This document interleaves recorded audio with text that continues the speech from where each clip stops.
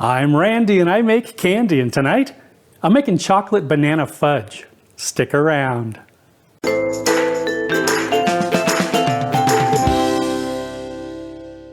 Greetings my confectionery compadres, and welcome to Randy Makes Candy, where I help you make tasty treats that people love to eat. Have you ever had one of those frozen bananas that are dipped in chocolate and sprinkled with crushed peanuts? Well, tonight I'm going to see if I can recreate that experience with fudge. And if you stick around after the recipe, I'll tell you where this idea came from, because I never intended to make this episode. As always, I'd love to hear about your results if you decide to make your own chocolate banana fudge, as well as suggestions for other recipes you'd like to see in future videos. For the fudge, I'm using 18 ounces of white chocolate chips, 14 ounces of sweetened condensed milk, 1 package of instant banana pudding, and 7 ounces of marshmallow cream. I'm going to top the fudge with 9 ounces of chocolate chips and 1/2 cup of crushed peanuts. For hardware, I'm using an 8x8 baking pan, some parchment paper, a saucepan, and a spatula. Okay, let's make some candy. Line an 8x8 pan and set it aside. In a saucepan over medium-low heat, add the white chocolate chips and sweetened condensed milk. Stir constantly until the chips are almost completely melted. Add the pudding mix and stir until it's fully incorporated.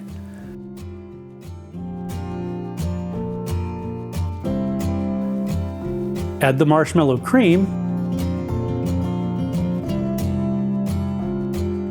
and stir until everything is combined. Pour the mixture into the lined pan.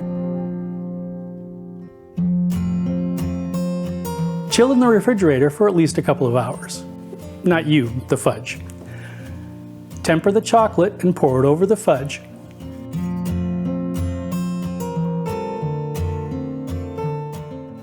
And immediately sprinkle the crushed peanuts over the top.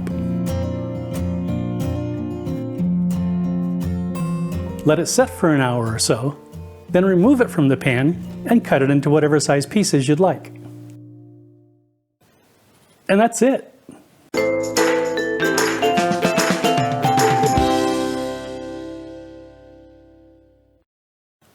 Okay, let's give it a try. Sláinte.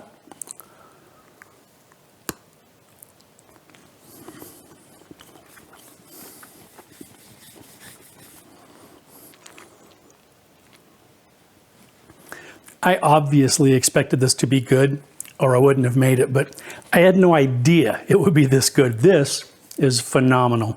The fudge is surprisingly fluffy, which is a nice contrast from the snappy chocolate layer and the crunchy peanuts. And the banana, dark chocolate, and peanut flavors go really well together.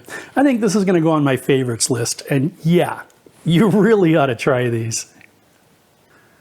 Okay, here's the story behind the story. I'm always checking the calendar for special occasions that I can use as an inspiration for an episode. January has a special day that I'm going to commemorate in our next episode. That recipe requires a banana layer, so I decided on banana fudge.